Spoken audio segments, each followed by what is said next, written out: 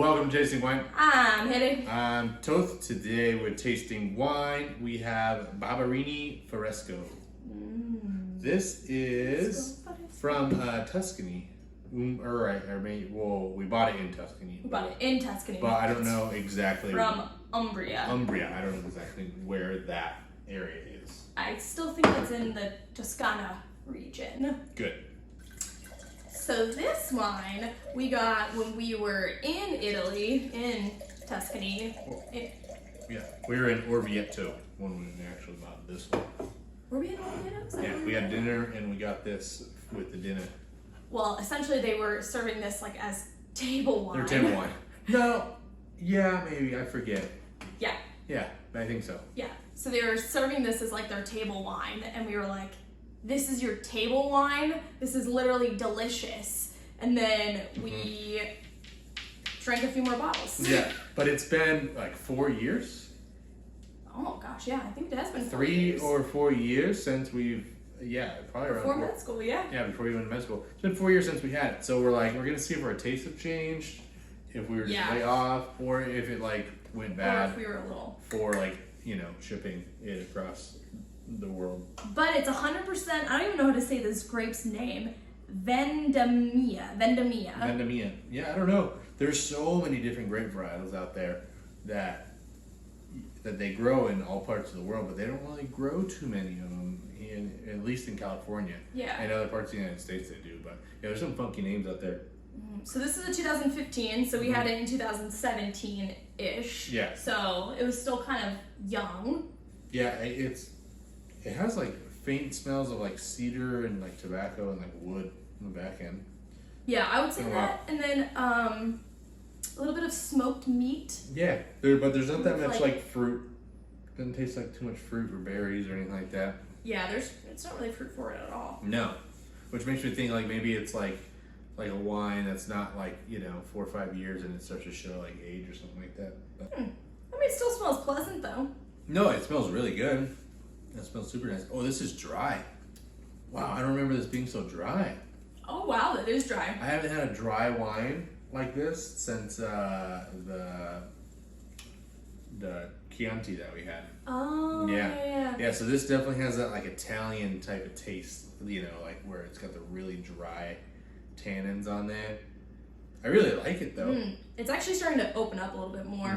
On the smell, it kind of has like similarities of like a fresh pizza. It has like that oregano, kind of like olive oil. That's what it is. It's like spices. Baked bread. Yeah, those Italian herbs. Sort of shindig. Well, it's been a while since we've had a wine that's like this. Everything we've had is like recently has got a lot of fruit in it. This really is like a pepperoni. Yeah. With some, Yeah, this is fantastic.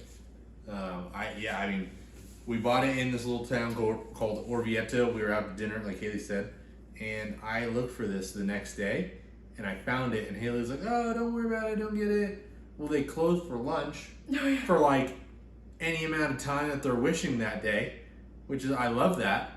And then we're like getting ready to leave the town, and I'm like, Haley, it's 5 o'clock and none of these shops are back open. When do they open? Because they say they're gonna open. They like shut down for lunch and they take naps and they eat and Yeah, good for them. Good But I did get it. I got 2 bottles. We did get it. I hunted it down and I was very, very happy. Last minute, I think we were like catching a train or something. Yeah, we had to catch a train. Like, super, super last minute. Yeah. The taste isn't really expressive right now. I think it's kind of like light, fresh cherry, dry.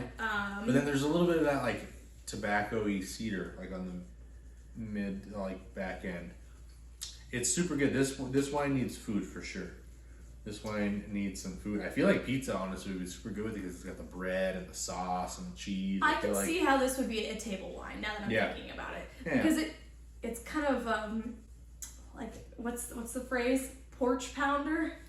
Kind of, but I feel like this is too dry for the porch pounder. I don't know. I just think that this would go down really Oh, it does go down pretty easily. So, yeah. I remember it being a little bit more flavorful. Yeah, I remember it being a little bit fruitier. But we did have like a lot that day. But yeah. When in Rome. But yeah, I still think it's really, really good, but I'm glad that we didn't wait any longer to drink it, you know what I mean? So it's been on my radar for like a year now to pull it out, but I think it's like opening up slowly. yeah.